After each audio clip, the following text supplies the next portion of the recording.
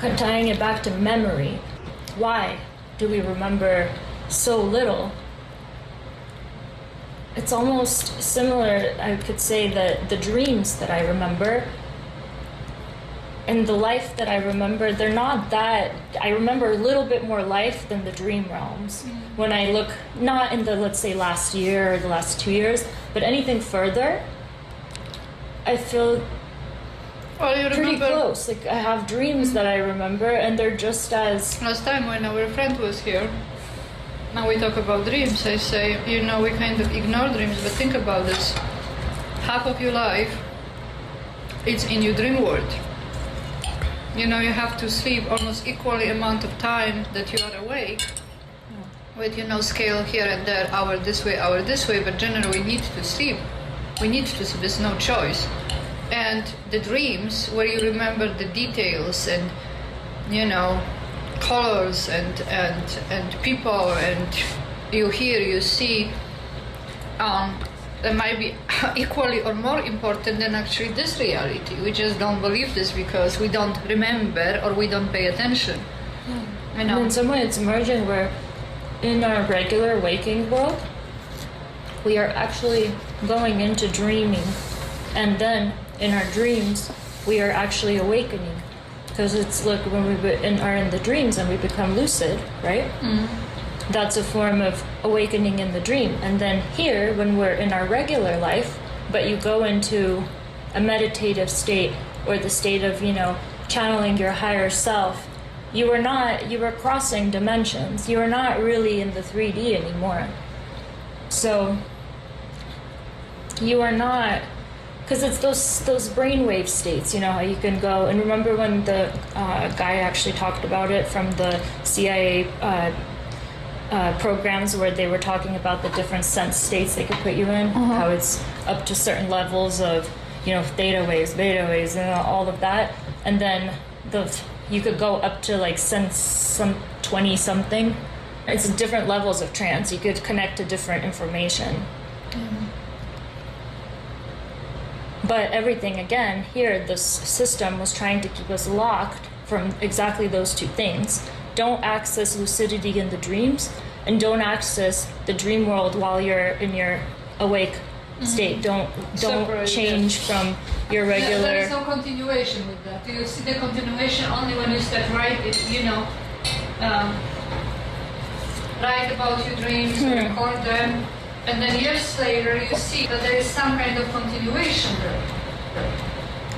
With the chakra thing, look, here, in this waking reality, they want to keep you in your lower chakras.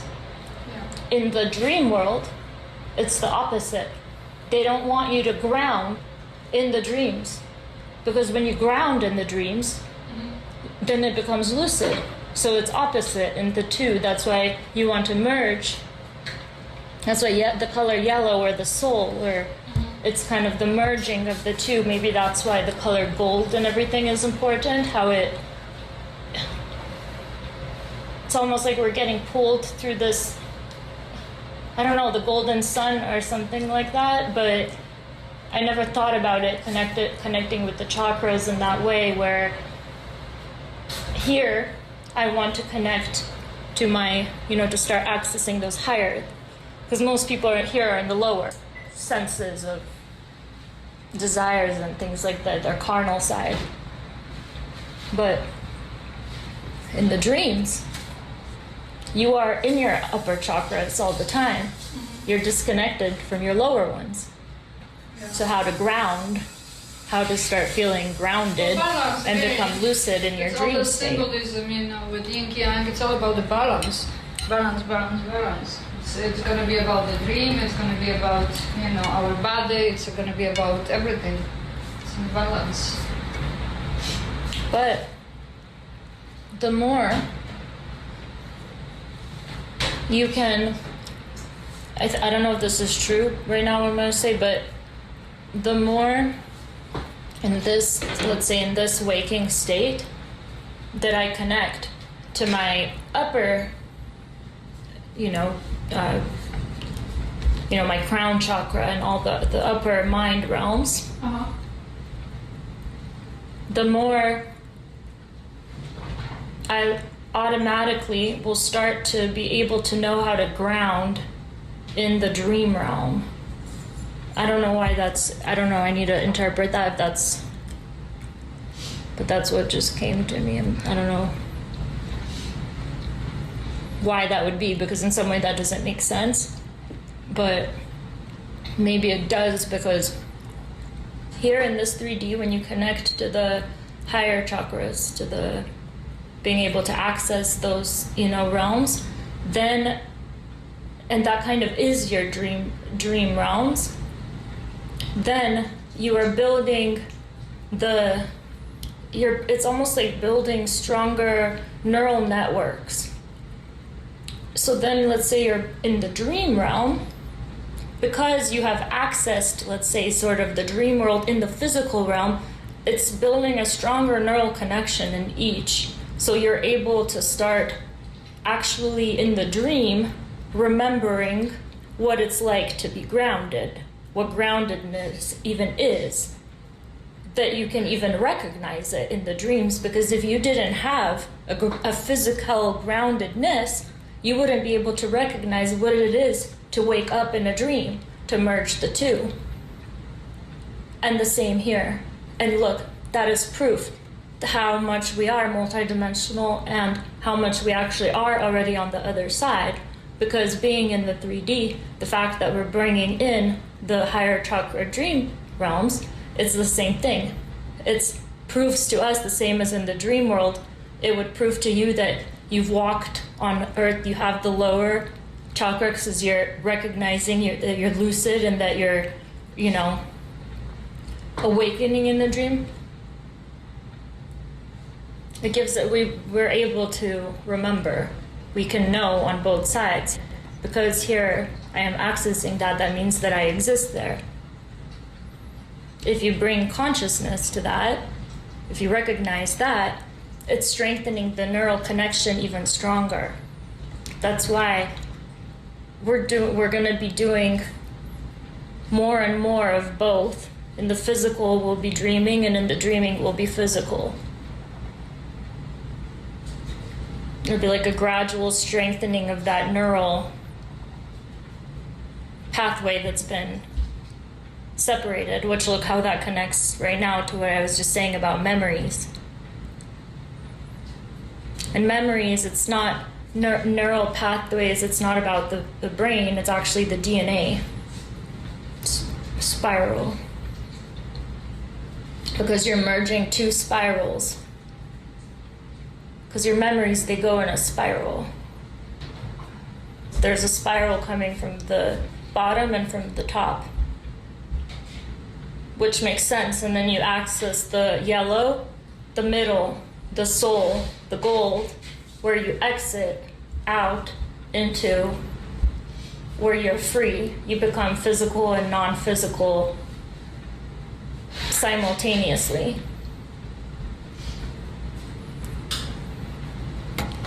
And that is why we're the dreamer and the dreamed.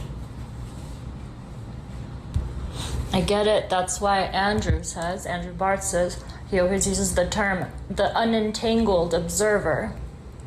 And of course, I always, grasp that, like when you're an unentangled observer, you're not entangled in the drama. But actually, to be an unentangled observer, it's the same thing as the two spirals that are becoming unentangled and moving into the center point where you exit and you become free. To be unentangled, you have to be free.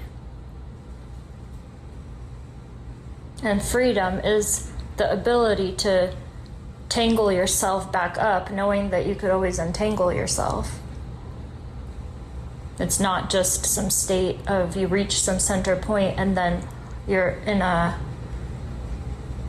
observer perspective and nothing more. You can choose to entangle again.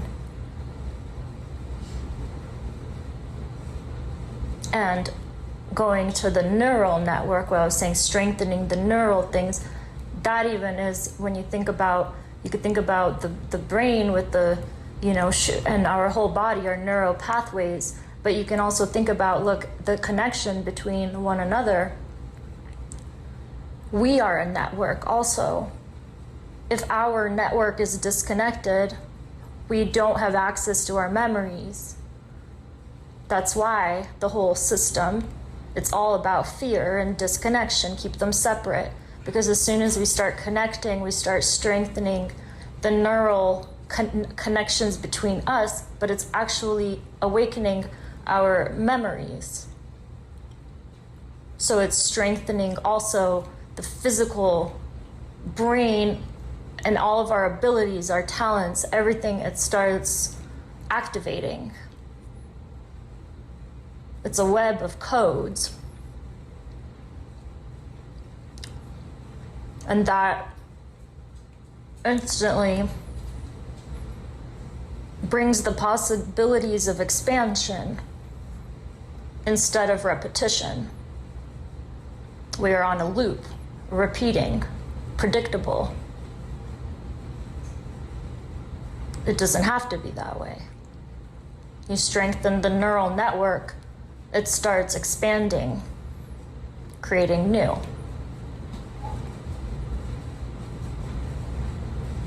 For now,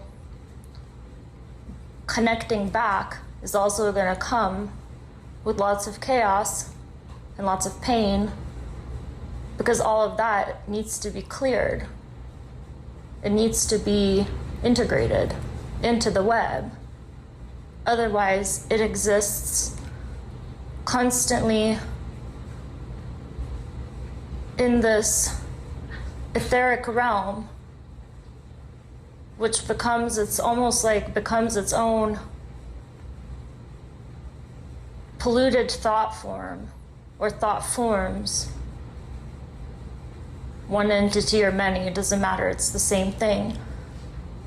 That's why when we have to remember, even as light workers, healers, when we start entangling with each other, connecting stronger, the networks, the neural networks, we are also going to activate memories of traumas. We're going to activate memories of suffering, of betrayals we've caused one another. But those things have to be brought into the physical so they could be integrated and transmuted. Otherwise, they always exist in the etheric.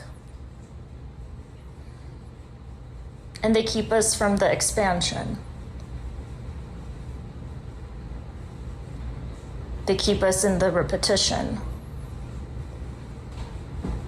But the more of us recognize this wisdom of this information about the interconnectivity, and the more of us are willing to start connecting, then all of those traumas, we are holding them together. So let's say two people are doing a healing together. They themselves don't have to transmute so much of the suffering because we're going to start holding it as a collective. When we start connecting and holding it as a collective, all of us have to experience a certain level of pain, but then we don't have to have the few hold that suffering themselves. Which that's why it's also a responsibility. When you're aware of that kind of information, then if you're choosing not to connect, then you're basically saying for something else to do it for you. So if we each take a small, that's the thing, it becomes so much easier. It's like imagine a dirty beach with all the trash.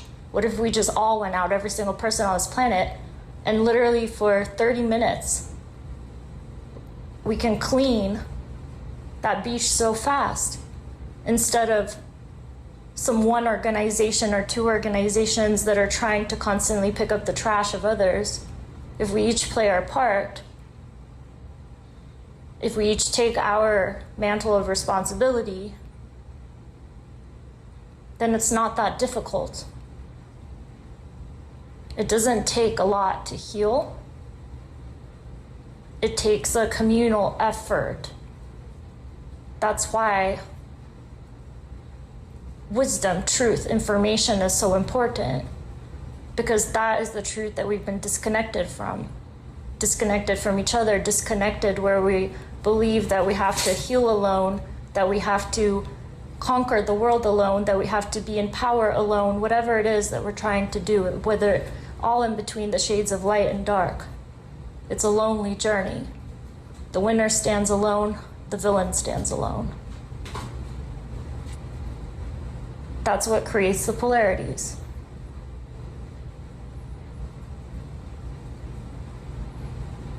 If we each recognize and accept our part, this world could be healed tomorrow.